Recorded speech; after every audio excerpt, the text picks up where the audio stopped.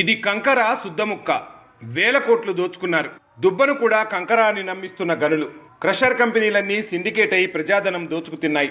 మహా నిర్మాణాన్ని నవ్వులపాలు చేశాయి. నలుగు రాయితో సమానం కూడా కాదు. ఇదే ఆ కంకర. కండ్లు మూసుకున్నారా? కాసులకు కక్కుర్తిపడి కంకర అని తేల్చారా? ఈ కంకర ప్రాజెక్టులకు వాడతారా? ఎర్రగుట్టలు రాయిని కంకర అంటారా? కాసులకు కక్కుర్తిపడి ప్రజాధనం దోచుకున్నారు. క్వాలిటీ కంట్రోల్ బోర్డు వద్దన్నా వినిపించుకోలేదు.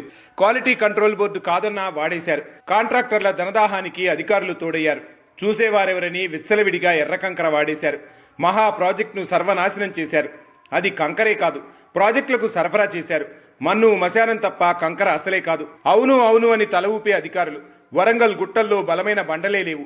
కంకర తయారు చేయడం సాధ్యమే కాదు. గులకరాళ్లను కంకర అని సరఫరా చేస్తున్నారు. ఎర్రగుట్టలు తొలచి కంకర అని నమ్మిస్తున్నారు. కాంట్రాక్టర్లు అధికారులు పంచుకు తింటున్నారు. ఇదే కంకర ఓ పెద్ద ప్రాజెక్టులో కూడా వాడారు. ఇప్పుడు నేషనల్ హైవేల నిర్మాణానికి వాడుతున్నారు. ఇంటికి ఏమాత్రం పనికిరాదు. ప్రాజెక్టుల నిండా నింపేశారు. ప్రాజెక్టుల నిర్మాణం అబాసుపాలు చేశారు. ప్రజాధనం నీళ్లపాలు చేశారు. సగం వాటాలు అధికారుల చేతుల్లో పెట్టి చేతులు దులుపుకున్నారు. తెలంగాణలో కాంట్రాక్టర్ల బరితెగింపు, అధికారుల కాసుల కక్కుర్తి మూలంగా ప్రజాధనం పెద్ద ఎత్తున దుబారా అవుతుంది, దుర్వినియోగం అవుతుంది.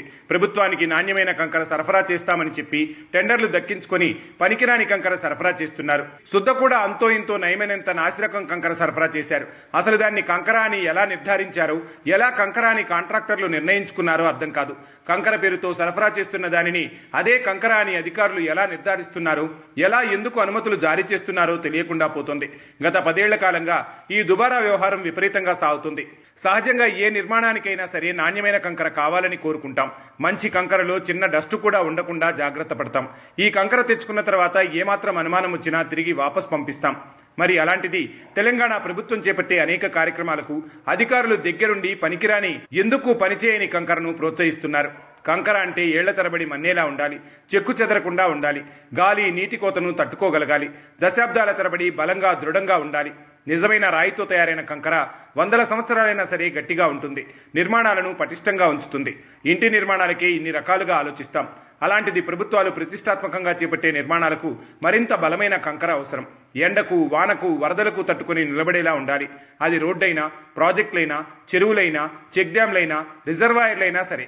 కంకర ఎంత బలంగా ఉంటే ఆ నిర్మాణాలు అంత ఎక్కువ కాలం చెక్కు చెదరకుండా ఉంటాయి. కానీ తెలంగాణలోని కొంతమంది అవినీతి అధికారుల దుర్బుద్ధి మూలంగా దుర్మార్గులైన కొంతమంది కాంట్రాక్టర్లు కలిసి ప్రజాధనం దోచుకునేందుకు ఎందుకు పనికిరాని కంకర విచ్చలవిడిగా వాడుతున్నారు. అందుకే మన కళ్ల ముందు అనేక నిర్మాణాలు చెదిరిపోతున్నాయి, కూలిపోతున్నాయి, కొట్టుకుపోతున్నాయి. అవి నాసిరకం కంకర నిర్మాణాలని తేలిపోతున్నాయి. వాటి గురించి పట్టించుకునే నాదుడే కరువయ్యారు. ఎంతసేపు రాజకీయాలు తప్ప వ్యవస్థలో నిటారుగా నిలబడాల్సిన అధికారులు ఎందుకు వంగిపోతున్నారు, ఎందుకు ఇంత లాలూచీగా వ్యవహరిస్తున్నారు, భయం లేకుండా వ్యవహరిస్తున్నారు అనేది కూడా ఇక్కడ ప్రభుత్వం దృష్టి సారించాల్సిన అవసరం ఉంది. ముఖ్యంగా తెలంగాణలోని కొన్ని ప్రతిష్టాత్మక ప్రాజెక్టులకు, రోడ్ల నిర్మాణాలకు ఎందుకు పనికిరాని ఎర్ర కంకరను సరఫరా చేస్తున్నట్లు ఆరోపణలున్నాయి. వరంగల్ జిల్లాలో కట్టడాలకు అవసరమైనటువంటి కంకరను అందించే గుట్టలే లేవు. ఆ గుట్టలన్నీ కేవలం ఎర్రమట్టితో నిండి ఉన్న తూర్పు కనుమలకు చెందినవి. ఆ గుట్టలు పూర్తిగా మట్టితో మాత్రం ఎక్కువ శాతం ఉంటాయి. ఆ మట్టిలో ఎర్రరాయి గుండ్లు మాత్రమే ఉంటాయి. అవి చాలా నాసిరకంగా ఉంటాయి. అవి నిర్మాణాలకు ఎట్టి పరిస్థితుల్లోనూ ఉపయోగార్హం కాదు. కంకర తయారు చేసే గుట్టల్లో పెద్ద పెద్ద బరువైన బండలుండాలి. కొన్ని ఎకరాల్లో విస్తరించి ఉండే బండ నుంచి మాత్రమే కంకర తయారు చేయాలి. కానీ గుండ్లతో కూడిన గుట్టలను కాంట్రాక్టర్లు ఎంచుకోవడం, వాటికి అధికారులు పర్మిషన్లు ఇవ్వడం జరుగుతుంది. అలా కొండలు తవ్వేస్తున్నారు. అటు మట్టి, ఇటు ఎర్ర గుండ్లతో తయారు చేసిన కంకరను సరఫరా చేస్తున్నారు. కోట్ల రూపాయలు సంపాదిస్తున్నారు. నేటి దాత్రి పై చిత్రంలో చూపిస్తున్న ఎర్ర రంగు రాయిని కూడా కంకర అని ఎవరైనా అంటారో మీరే చెప్పండి. అది నిర్మాణాలకు వాడుకునే వాళ్ళు ఎవరైనా ఉంటారా? ఇక్కడ విచిత్రం ఏమిటంటే, మాకు పెద్ద కొండ ఉంది, అందులో లక్షల టన్నుల కంకర తయారయ్యే గుట్టలున్నాయని ఎవరు అధికారులకు అర్జీలు పెట్టుకోలేదు.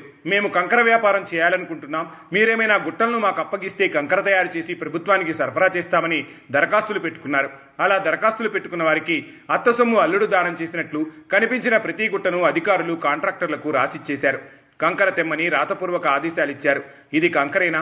ఈ కంకర నిర్మాణాలకు ఎవరైనా వాడతారా అంటూ నేటిదాత్రి ప్రశ్నిస్తే, మాదేముంది, మేం కాంట్రాక్టు చేద్దామనుకున్నాం, కంకర సరఫరా చేసే క్రషర్ ఏర్పాటు చేసుకుంటామని చెప్పాం. మాకు అందుబాటులో ఉన్న కొండలు లీజుకిస్తే వాటి కంకర తయారు చేసి ప్రభుత్వానికి సరఫరా చేస్తామని చెప్పాం. ఇది స్థూలంగా అడ్డదారిలో అడ్డగోలుగా ప్రజాధనం దుర్వినియోగం చేసిన కొందరు కాంట్రాక్టర్లు చెబుతున్న మాట. ఇదిలా ఉంటే సదరు కాంట్రాక్టర్లు ఓ మహానిర్మాణానికి పెద్ద ఎత్తున కంకర సరఫరా చేసే ముందు రాజేంద్రనగర్లో ఉన్న క్వాలిటీ కంట్రోల్ బోర్డుకు కంకర రాయిని పంపించారు. అక్కడున్న నిపుణులు ఇది కంకరే కాదని నిర్ధారించారు. నిర్ధారించారు.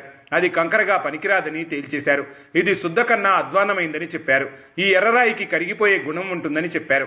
ఎట్టి పరిస్థితుల్లోనూ నిర్మాణాలకు ఈ కంకర అసలే వాడొద్దని హెచ్చరించారు. తెలంగాణలో చేపట్టిన ఓ మహా నిర్మాణానికి ఈ రాతి కంకర వాడడం ఎంతో ప్రమాదకరమని కూడా తేల్చి చెప్పారు. ఎట్టి పరిస్థితుల్లోనూ తాము అంగీకరించే పరిస్థితి లేదని చెప్పారు. అయినా అధికారులు అదే కంకరను ఈ మహా నిర్మాణానికి సుమారు 20,000 కోట్ల రూపాయల విలువైన కంకరను సరఫరా చేయించుకున్నారు. సహజంగా కంకరకు మంచి బలమైన నల్లరాతి గ్రానైట్ కావాలి. అంతేకాని గులకరాయిలు కూడా పనిచేయని ఎర్రరాయిని విచ్చలవిడిగా వాడేశారు. ఆ మహా నిర్మాణానికే కాదు, కేంద్ర ప్రభుత్వం నిర్మాణం సాగిస్తున్న జాతీయ రోడ్లకు కూడా వరంగల్ జిల్లాలో ఇదే కంకరను విస్తారంగా వినియోగిస్తున్నారు. ఎంతో ప్రతిష్టాత్మకమైన మహా నిర్మాణం ఇప్పుడు ఆరోపణల పాలు కావడంలో ఎర్ర కంకర పాత్రే ఎక్కువని నిపుణులు అంటున్నారు. ఎంత చెప్పినా అధికారులు పట్టించుకోలేదు, కాంట్రాక్టర్లు వినలేదని కూడా అంటున్నారు. ఏదైనా జరిగితే మొత్తం నిర్మాణానికే ప్రమాదం ఎదురవుతుందని తెలిసి కూడా అటు అధికారులు ఇటు కాంట్రాక్టర్లు బరితెగించారంటే సామాన్యమైన విషయం కాదు. ప్రభుత్వం ఇప్పటికైనా మేలుకోవాలి. ఈ దిశగా దర్యాప్తు సాగించాలి. ఎంతమంది కాంట్రాక్టర్లకు ఎన్ని గుట్టల అధికారులు అప్పగించారు, ఎన్ని కొండలు తొలిచేశారు, ఆ కొండల మూలంగా ఎంత కంకర వచ్చింది, రాజేంద్రనగర్ క్వాలిటీ కంట్రోల్ బోర్డు వద్దని ఆదేశాలు జారీ చేసినా ఎవరు పక్కకు పెట్టారు, ఎందుకు తొక్కిపెట్టారు, దీని వెనక ఎవరున్నారు? 1,000 కోట్ల రూపాయలు ఖర్చు చేసి మరీ నాసిరకం కంకర సరఫరా చేయడం అంటే నేరం కాదా? కాంట్రాక్టర్కు చెల్లించాల్సిన మొత్తానికి సమానమైన లాభంతో ఎంబీలు తయారు చేసినట్లు సమాచారం. సగం సగం వాటాలు అన్నట్లు ఇద్దరూ కలిసి 1,000 కోట్లు దోచేశారు. ప్రజాధనం నీళ్లలో పోశారు. ఆ కాంట్రాక్టర్లు ఎవరు? అనుమతులిచ్చిన అధికారులు ఎవరు? ఎంత కంకర సరఫరా చేశారు? ఎంత సొమ్ము దుబారా చేశారు అనే పూర్తి వివరాలు నేటి రాత్రిలో త్వరలో మీ ముందుకు.